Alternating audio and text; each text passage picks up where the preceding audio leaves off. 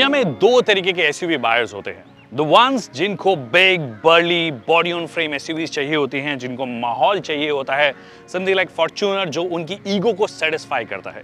फिर दूसरे तरीके के बायर्स होते हैं जिनको की understated European style monocoque SUV चाहिए, जो कि कभी कभी थोड़े खराब रास्तों पे भी चल ले। अगर आप पहली कैटेगरी से बिलोंग करते हैं तो ये वीडियो आपके लिए नहीं है। अगर आप दूसरी कैटेगरी से बिलोंग करते हैं, विच मीन्स मेरी तरीके की ट्राइब से बिलोंग करते हैं, then this is the car for you. The Skoda Kodiaq, जो कि न्यू जनरेशन मॉडल में आई है। बट क्या वाकई में इसे न्यू जनरेशन कहा जा सकता है? कौन सी ऐसी चीजें हैं जो इसे न्यू जनरेशन बनाती है? कौन सी ऐसी चीजें हैं जो कि मुझे लगता है कि प्रीवियस मॉडल में थोड़ी सी बेहतर थी? किन मामलों में ये बेहतर हुई है, किन मामलों में नहीं हुई है? उन सब चीजों की बात करेंगे आज के इस वीडियो में। नमस्कार, खमागणी दिव्यों सज्जनों, मेरा नाम है विकास योगी, आप देख रहे हैं ऑटो योगी, और आज मेरी सवारी Skoda की नई नवेली Kodiaq को।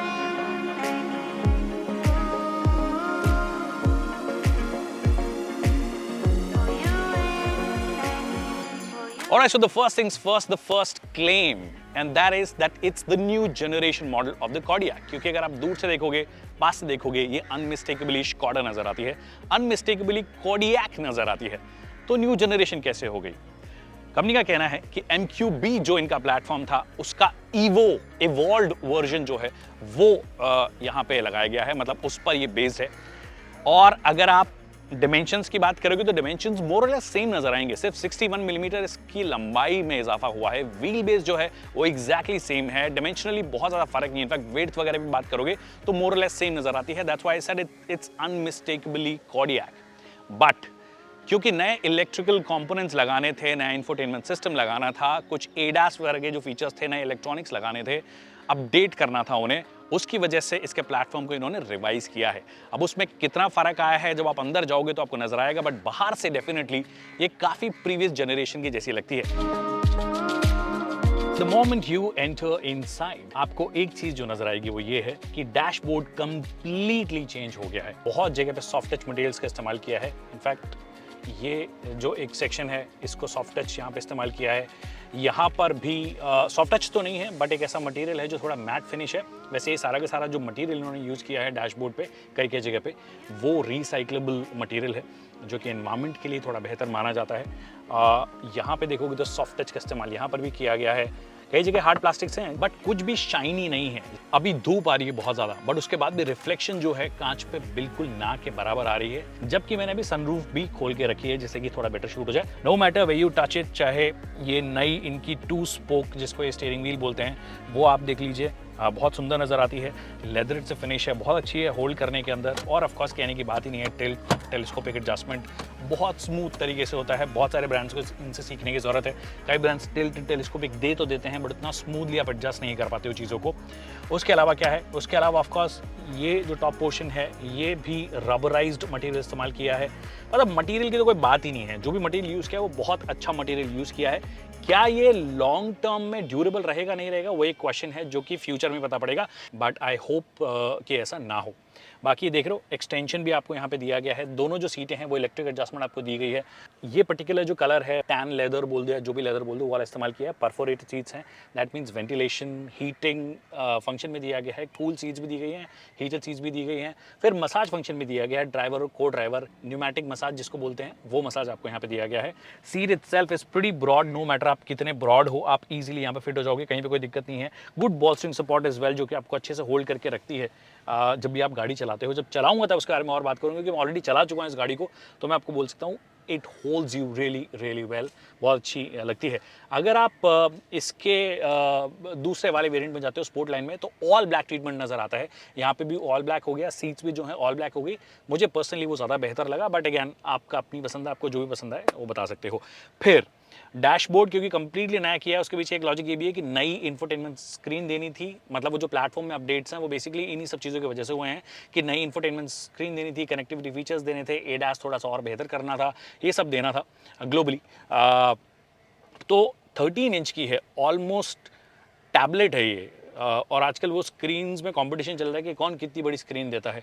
तो अभी तक तो चाइनीज़ सबसे आगे चल रहे हैं, 16 इंच की स्क्रीन पे आ गए हैं वो। थोड़े दिनों में अगर वो 24 इंच दे देंगे तो आपको टीवी की ज़रूरत ही नहीं पड़ेगी। वैसे 16 इंच भी टीवी हुआ करते थे, but 13 inch is still all right. थोड़ा सा वो कहते हैं ना फ्लोटिंग खड़ी हुई स्क्रीन है। मुझे पुराना वाला जो था उसका अभी भी थोड़ा बेहतर लगता है स्क्रीन, जो कि इंटीग्रेटेड था डैशबोर्ड के अंदर। I think that was slightly better, but या resolution wise this is better, connectivity wise this is better. बाकी म्यूजिक सिस्टम की पर्टिकुलरली बात करोगे तो कैंटन के जो पहले आते थे म्यूजिक सिस्टम एग्जैक्टली वही दिए गए हैं। अब जब मैं कैंटन पे आई गया हूँ तो एक और चीज़ बता दूँ, ये जो चीज़ें हैं ना कुछ स्मार्ट चीज़ें, ये ब्रांड करता है कि आपका जो टिकट वगैरह रखनी हो आपको या कोई भी चीज़ रखनी है, तो इन्होंने फास्टैग रखा हुआ है कंपनी वालों ने, बट अगर आपको कोई भी स्लिप्स वगैरह रखनी है तो आप रख सकते हो। That's a thoughtful touch.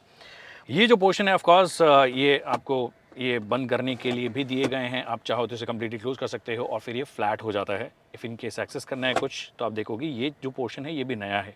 अब ये जो इन्होंने ये दिया ना ये क्लचेस का मतलब है कि अगर आप कोई पानी की बॉटल रख रहे हो और उसको एक उंगली से आपको उसका ढक्कन खोलना है तो आप खोल सकते हो। इनफ स्पेस है इनफैक्ट। इसके नीचे भी अगर आप देखोगे तो इसके नीचे भी ठीक ठाक डेप्थ है। ऑल्सो हर जगह पे ना मटेरियल जो अंदर भी इस्तेमाल किया है वो स्क्रैच प्रूफ है, मतलब स्क्रैच ही नहीं होगा। मैं अपना फ़ोन अगर ऐसे डालना चाहूँ मेरे को ज़्यादा ध्यान नहीं रखना पड़ेगा, ईजिली आ जाएगा और स्क्रैचेस नहीं आएंगे, विच इज़ नाइस।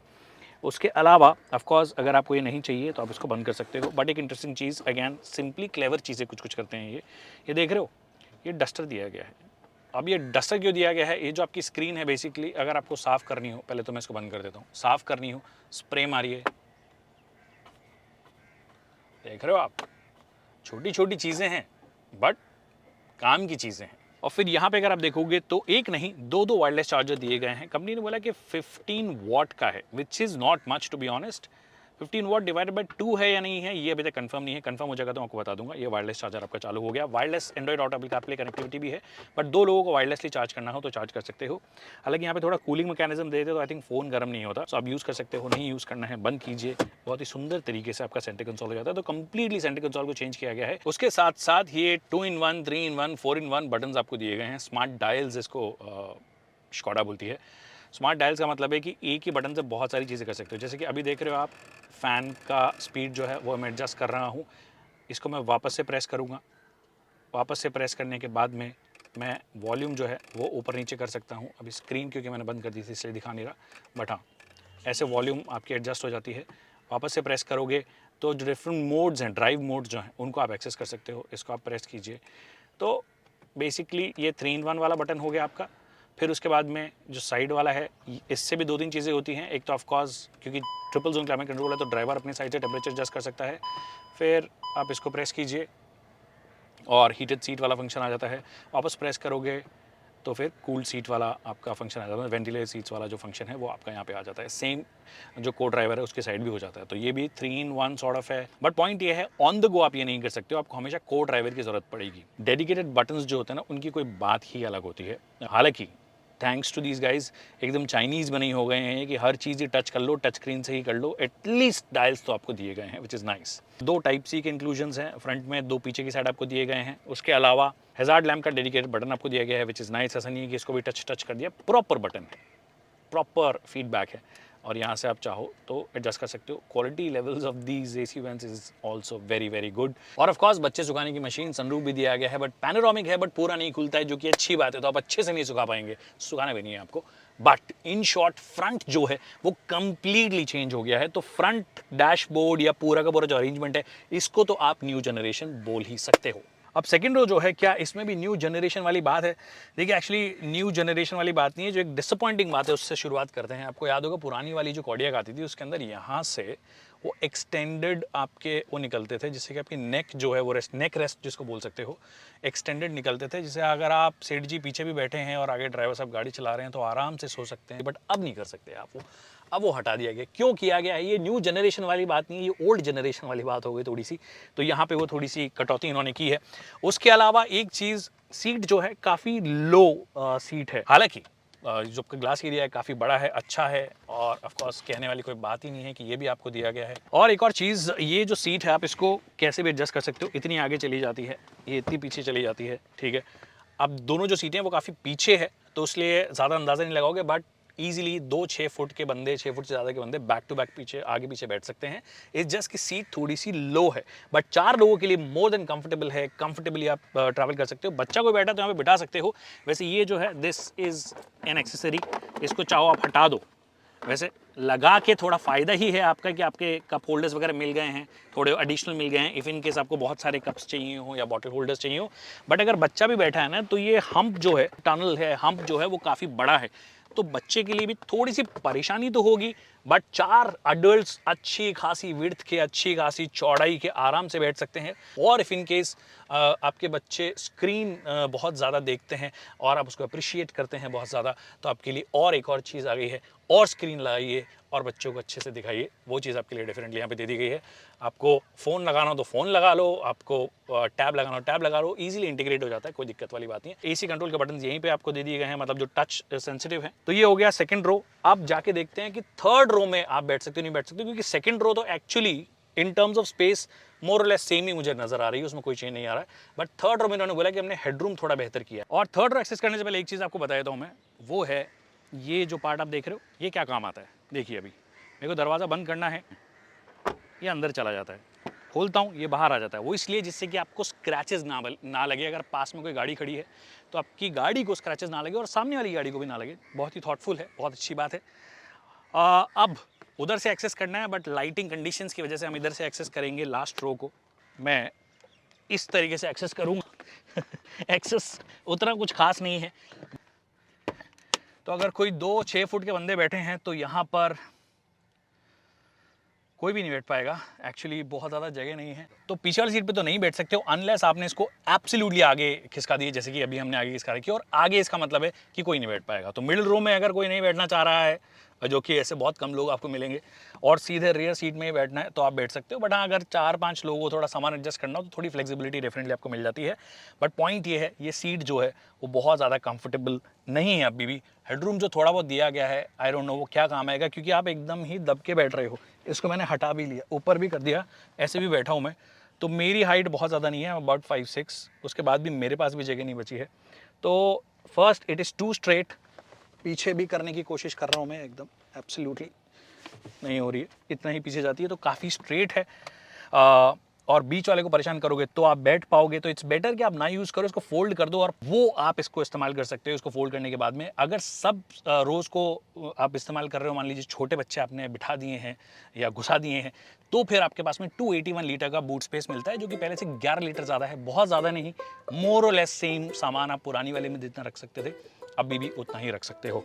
अब देख, तो गर्मी है, फिर ऐसी सीट है तो आप बहुत ज़्यादा बैठ नहीं सकते हो, तो इससे बेटर है कि हम गाड़ी चलाने जाते हैं।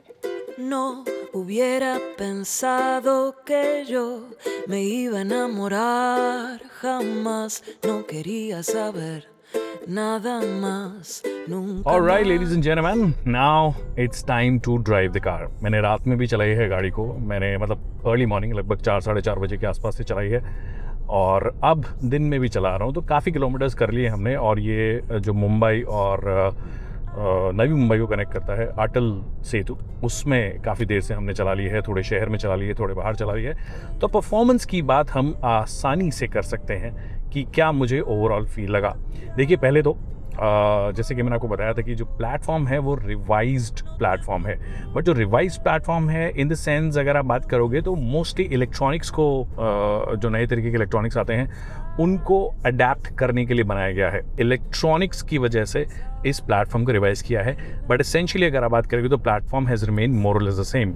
But one thing that you would notice, अगर आप कोडियक से आ रहे हो, पुरानी वाली कोडियक से अगर आप इसमें आ रहे हो, तो जो पहली चीज़ आप नोटिस करोगे वो ये नोटिस करोगे कि सस्पेंशंस हैं, उनकी ट्यूनिंग जो है वो थोड़ी सी अलग की गई है, डैम्पनिंग जो है वो अलग की गई है। अगर ऐसे मक्खन रोड है तो आपको कोई कहीं परेशानी आएगी नहीं। In fact this feels better in control in terms of dynamics, this feels better than the older Kodiak which was also pretty good, but this is sort of a new benchmark in the monocoque SUVs. अगर आप जा रहे हो इस particular segment में, you include anyone, चाहे jeep की meridian उठा लो आप या बाकी जो इसके राइवल्स हैं, उसके बाद में अगर आप इस गाड़ी को चलाओगे, it's got that typical European feel which was there earlier as well. जिस हिसाब से ये रोड पे चिपक के चलती है या फिर टर्न्स पे, स्पेशली टर्न्स पे एक लेन से दूसरे लेन अगर आप जा रहे हो, तो उस टाइम पे जो कंपोजर ही मेंटेन करती है, that is just phenomenal. 7 seater के तौर पे अगर आप बात करोगे, एक बड़ी एसयूवी के तौर पे बात करोगे, तो बहुत अच्छा कंपोजर मेंटेन करती है। तो dynamically it's way better than a lot of cars that you see on the road इसके सीधे सेगमेंट में अगर आप बात करोगे। But the problem starts when you enter the city roads, जैसे कि सीमेंट वाले सारे पैचेस हैं बॉम्बे में, मोस्टली जो सारी रोड्स हैं वो सीमेंटेड रोड्स हैं, या फिर अगर आप ख़राब रास्ते पे जाते हो तो फिर आपको स्टिफनिंग जो है सस्पेंशन की वो आपको क्लियरली फील होती है। तो जहाँ पे स्टिफनिंग ऑफ सस्पेंशन आपको हाईवेज़ पर ज़्यादा कॉन्फिडेंस देती है, आपको लगता है कि हाँ आप ज़्यादा बेटर कंट्रोल में हो, आप एक्सट्रीमली हाई स्पीड्स भी कर रहे हो, you feel better. But the moment you enter a city जहाँ पर गड्ढे भी मिलेंगे, अंडुलेशंस भी मिलेंगे, जैसे छोटे मोटे अंडुलेशंस भी मिल रहे हैं, जैसे कि फॉर एग्जांपल ये ज़्यादा बेटर एब्जॉर्प्शन चाहिए होता है, थोड़ी सी वो stiffening you will feel. In fact ज़्यादा बड़ा गड्ढा आ गया तो make sure that you slow down, आप स्लो ही चलो, स्लो ही निकलो उस गड्ढे से। अगर आप एकदम तेज़ निकलोगे तो आपको वो फील हो जाएगा कि हाँ बॉस थोड़ी स्टिफनिंग तो है। स्टीयरिंग का जो वेट है स्पेसिफिकली अगर आप बात करोगे शहर के हिसाब से, I find it absolutely all right. कहीं कोई दिक्कत मुझे इस स्टीयरिंग में नज़र नहीं है। इनफैक्ट मुझे थोड़ी सी वेटेड स्टीयरिंग ही अच्छी लगती है। एक तो हाईवे पे तो आपको कॉन्फिडेंस देती है, आपको अगर कोई लेन चेंजेस करने हैं तो ऐसा नहीं है कि वो अननेसेसरी एक वो जो लैग आता है आपके इनपुट में और फाइनल जो एग्जीक्यूशन होता है उसके अंदर जो लैग आता है, वो लैग यहाँ पे कम है। और आप जो इनपुट दे रहे हो वो काफ़ी डायरेक्ट फील होता है। For an SUV this is commendable. There is no other SUV, when I say no other that means no other SUV that comes close to this when it comes to the changing lanes वाली जो capability होती है, जो steering में wait है एकदम proper, बहुत अच्छा वेट है। और इनफैक्ट ये जो वेट है कई लोगों को लग सकता है कि ये सिटी के हिसाब से प्रॉब्ली सही नहीं है, specially if you come from Hyundai family और कोरियन फैमिली, तो आपको लग सकता है कि यार ये स्टीयरिंग कुछ ज़्यादा ही थोड़ी सी वेटेड तो नहीं है। But I think it's well weighted, it is something that you would enjoy और it is something that is safer as well. आप ये ध्यान रखिए कि जब आपको क्विक लेन चेंजेस करने हो, कभी कभी ऐसा होता है शहर के अंदर भी, कई बार आप ऐसी की सिचुएशन में आपको तुरंत लेन चेंज करना है, तो आपको वो जो डायरेक्ट होने की जो एक खास बात होती है एक स्टीयरिंग की, वो ये होती है आपने जितना इनपुट दिया है एग्जैक्टली उतना ही आपकी गाड़ी मुड़ेगी। आपको अननेसेसरी इनपुट नहीं देना है, ज़्यादा इनपुट नहीं देना है। नो मैटर आप कौन सी गाड़ी खरीद रहे हो, बट मेजॉरिटी आप गाड़ी को शहर में ही चलाओगे। और शहर में चलाने में कुछ कुछ और चीज़ें ऑफकोर्स आपको ज़्यादा हेल्प करनी चाहिए, जैसे कि ओवरऑल विजिबिलिटी कैसी आ रही है। ओवरऑल विजिबिलिटी की अगर मैं बात करूं, it is bang on, it is so good. मतलब ऑफकोर्स एक तो हाइट अपने हिसाब से एडजस्ट कर लो, सीट एडजस्टमेंट, सारे ऑप्शंस वगैरह सारी चीज़ें मिलती हैं आपको, जिसके बारे में ऑलरेडी बात कर चुके हैं। बट पॉइंट ये है कि जिन लोगों को वो कॉन्फिडेंस आता है कि बोनेट मेरे को क्लियरली दिख रहा है, नहीं दिख रहा, एब्सोल्युटली क्लियर दिख रहा है। ए पिलर कई कंपनीज में देखा, फॉर एग्जांपल हैरियर सफारी की अगर बात करोगे तो ये ए पिलर जो अननेसेसरी बहुत ज़्यादा बड़ा लगता है और वो ब्लाइंड स्पॉट क्रिएट करता है। वैसे हैरियर सफारी सीधे कंपटीशन नहीं है, बट मैंने एग्जांपल दिया है कि हाँ उनका ए पिलर बहुत बड़ा होता है। उस ए पिलर की वजह से होता क्या है, उस ए पिलर की वजह से जब आप यू टर्न्स मार रहे हो या छोटी छोटी लेन्स में चल रहे हो, ट्रैफिक वाले एरियाज में चल रहे हो, तो कई बार एक बड़ा ब्लाइंड स्पॉट क्रिएट हो जाता है कि आपको लगता है कि पूरा व्यू ही ब्लॉक हो गया है। वो यहाँ पे नहीं होता है। इनफैक्ट ये जो एक बीच में एक जगह दी गई है, टर्न कर रहे हो तो ज़्यादा आपको मदद मिलेगी। फिर उसके बाद में विंड स्क्रीन की बात कर लो, IRVM की बात कर लो, ORVM की बात कर लो, the visibility is really good. और ऑफकोर्स 360 डिग्री कैमरा वगैरह भी है, if in case you want to use it you can use it. हम लोग सेफ्टी जब बात करते हैं तो जनरली हम लोग स्ट्रक्चरल रिजिडिटी की बात कर लेते हैं, या फिर हम बात कर लेते हैं कि कितने एयर बैग्स हैं, 5 स्टार रेटिंग है या नहीं है, जो कि इस गाड़ी में है। ऑफकोर्स यूरो NCAP पे 5 स्टार रेटेड है, प्लेटफॉर्म एब्सोल्युटली स्टेबल है। फिर कई मिसकंसेप्शन उसको लेकर भी होते हैं कई लोगों के कि ए पिलर बड़ा होगा, स्ट्रेंथ होगा तो बढ़िया आपकी रेटिंग होगी। देखिए, how do you design the structure, that plays a huge role. But point ये है कि हम जब ओवरऑल सेफ्टी की बात करते हैं तो हमारी सेफ्टी का मतलब ये है कि 5 स्टार आए हैं नहीं आए हैं, ग्लोबल NCAP दिए हैं नहीं दिए हैं। उसके बियॉन्ड बहुत सारी चीज़ें हैं कि आपका अननेसेसरी ब्लाइंड स्पॉट क्रिएट हो रहा है नहीं हो रहा है, ये रिफ्लेक्शन है या नहीं है, ये सब चीज़ें बहुत ज़्यादा मैटर करती है जब आप डे टू डे लाइफ में चलाते हो। अर्गोनॉमिक्स वाइज भी मुझे कहीं कोई दिक्कत नहीं है। द ओनली थिंग जो आपके लिए लर्निंग होगी वो ये कि जो पहले वो जो डायल था आपका गियर चेंज करने वाला, वो डायल अब यहाँ पे ना हो के यहाँ पे आ गया है। तो बेसिकली यहाँ से आप इसको हल्का सा घुमाओ, ऐसे करो, वो आपको करना पड़ेगा। तो वो एक थोड़ा सा लर्निंग कर्व आपके लिए हो सकता है। एक और चीज़, सीट्स जब आप एक लेन से दूसरे लेन में जा रहे हो, हाई स्पीड स्पेशली जब आप कर रहे हो, तो उस वक्त आपको सीट कैसा सपोर्ट देती है, क्या वो आपको अच्छे से होल्ड करके रख रही है, नहीं होल्ड करके रखी है। अब मैं बॉडी ऑन फ्रेम एसयूवीज़ की तो बात नहीं करूँगा, वो जनरली सारा टाइम झूलती ही रहती है, तो उनका तो सीन ही अलग है। फिर सीट के सपोर्ट पे भी बहुत ज़्यादा काम नहीं होता, क्योंकि वो अपने ऑफ रोड क्रेडेंशियल्स पे ही बेचते रहते हैं और जनता को भी वो चाहिए होता है कि माहौल है, गाड़ी में माहौल है, इस चक्कर में बाकी चीज़ों पे क्वेश्चन नहीं करते हैं। फर्स्ट, डायनामिकली अच्छी गाड़ी होना, पर डायनामिकली अच्छी गाड़ी होने के साथ साथ आपका सीट का सपोर्ट भी बहुत अच्छा होना चाहिए, जिससे कि आप और ज़्यादा कॉन्फिडेंट रहो कि जब मैं टर्न कर रहा हूँ ना तो मेरे को साइड से बॉल्स्टरिंग जो है वो अच्छे से होल्ड कर रही है या नहीं होल्ड कर रही है। तो मेरी फिजिक हो, इनफैक्ट मेरे से ज़्यादा बड़े भी हो, चौड़े भी हो आप, जो कि मोस्ट लोग हैं, तो फिर आप उस केस में भी आपको ये सीट्स बहुत अच्छे से होल्ड करके रखती है। Now these are the small small things जो है ना एक डिफरेंस क्रिएट करती है एक ड्राइविंग एक्सपीरियंस में, एक ओवरऑल कन्वीनियंस में जो आपका क्रिएट करती है।